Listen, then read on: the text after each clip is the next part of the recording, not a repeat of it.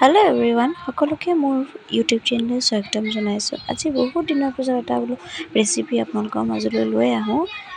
ৰেচিপিটো হৈছে ভেদাইলতাৰ বৰ। ভেদাইলতাৰ বৰনো কেনেকৈ বনালোঁ আহকচোন চাওঁ। প্ৰথমতে মই দাইলখিনি 1 ঘণ্টামানৰ আগতে তিয়াই থ'লোঁ। তিয়াই থোৱাৰ পিছত এইফালে ভেদাইলতাখিনি পাত গুচাই ল'লোঁ। তাৰপিছত এনেকৈ এটা মিক্সি জাৰত ভৰাই ভেদাইলতা আৰু দাইলখিনি দুইখিনি একেলগে গ্ৰাইণ্ড কৰি ল'ম এতিয়া।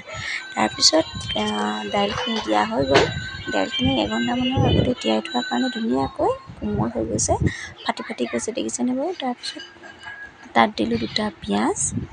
তাৰপিছত তাত দিলোঁ আদা 2 টুকুৰা। আদা বৰ বেছি নাই দিয়া, কাৰণ এইখিনি মৰাণ আদা পুৰিব বুলি বেছি নাই দিয়া দেই। তাৰপিছত তাত দিলোঁ নহৰু 4 ফুটা। নহৰু 4 ফুটা দিয়া হোৱাৰ পিছত তাত মই দিলোঁ জলকীয়া। জলকীয়া আপোনালোকে নিজৰ জোখ অনুযায়ী দিব পাৰে, যদি বেছিকৈ খোৱা মানুহ বেছিকৈ থাকে, আৰু নিদিলেও একো নাই, সৰু ল'ৰা ছোৱালী থাকিলে। মই বোলো 2টামান দি দিলোঁ। তাৰপিছত মিক্সিত হৈ গ'ল।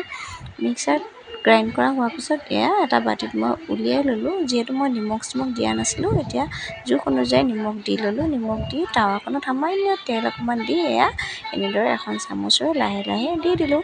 বেছি তেল নাই দিয়া, কিয়নো বৰকেইটা ফাটি যাব পাৰে, সেইকাৰণে কম তেলতে এনেকৈ ভাজি দিছোঁ। তাৰপিছত মোৰ বনাই যেতিয়া হৈ যাব, মই আপোনালোকক দেখুৱাম, আৰু আপোনালোকেও বনাই খাব বুলি আশা ৰাখিলোঁ। আৰু মোৰ ভিডিঅ'টো চাই কেনেকুৱা পালে জনাবলৈ নাপাহৰিব। যদি ভাল লাগে তেনেহ'লে লাইক কৰিব, কমেণ্ট কৰিব, আৰু আপোনালোকে যদি মোৰ চেনেলটো পোনপ্ৰথমবাৰৰ বাবে চাই আছে তেনেহ'লে মোৰ চেনেলটোক ছাবস্ক্ৰাইব কৰিবলৈ নাপাহৰিব। আজিলৈ বাই। বৰ বনোৱা প্ৰায় হৈ গ'ল। তাৰপিছত এনেকৈ কাটা চামুচখনে মই এবাৰ ওলটাই দিলোঁ।